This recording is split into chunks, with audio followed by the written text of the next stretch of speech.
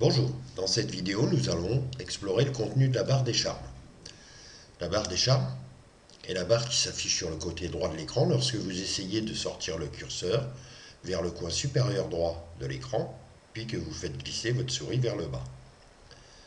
Apparaît la barre des charmes.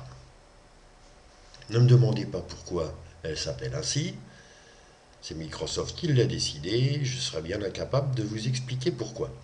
Le premier élément est le bouton Rechercher. Cliquez une fois dessus, apparaît un champ de recherche dans lequel vous pouvez saisir le nom d'un fichier, audio, musique, vidéo, etc. ou encore d'un jeu ou d'un logiciel. Ici, je tape le nom d'une image présente sur mon ordinateur.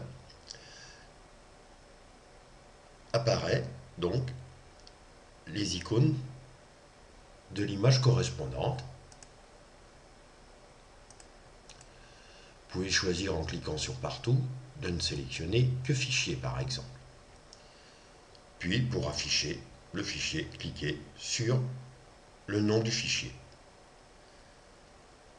Pour masquer la barre, cliquez une fois à l'extérieur de celle-ci, faites réapparaître la barre des charmes, procédez comme avant, sortez le curseur vers le coin supérieur droit, puis faites glisser vers le bas. Le deuxième élément est le bouton Partager. Il vous permet, dans un email, en tant que pièce jointe, de réaliser une capture d'écran, ce qu'il y a actuellement sur l'écran, votre bureau, les icônes, les fenêtres éventuellement ouvertes, etc., pour l'envoyer à un correspondant.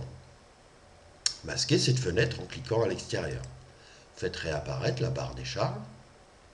Le troisième élément est le bouton Accueil, qui fait apparaître l'écran d'accueil de l'ordinateur de Windows 8 ou 8.1 avec ces fameuses tuiles.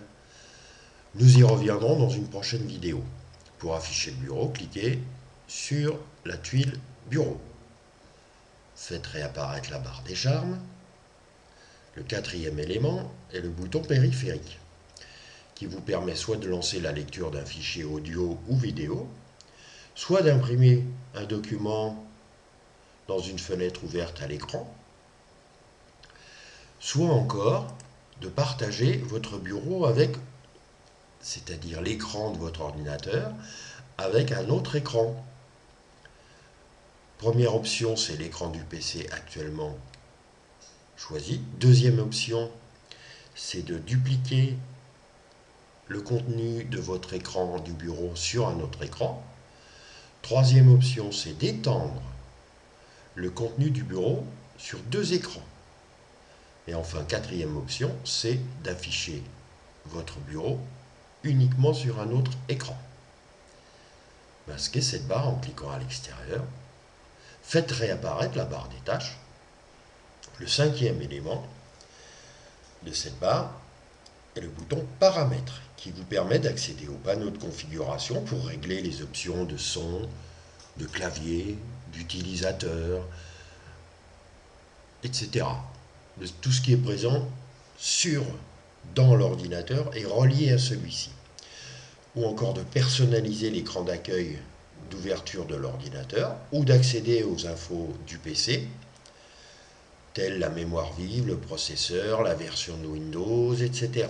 Ou encore d'accéder au menu d'aide. Plus bas dans cette barre, vous avez l'icône de votre connexion Internet. Ici, c'est une Livebox.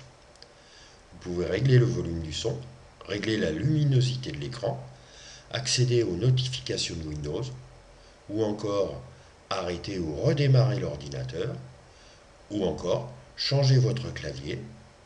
Actuellement en français, c'est un clavier AZERTY, en anglais un clavier QWERTY. Ce sont les premières lettres situées à droite de la touche tabulation du clavier. Ou encore d'accéder aux paramètres de votre PC. Pour masquer cette barre, cliquez une fois à l'extérieur pour réafficher votre bureau. Merci, à bientôt.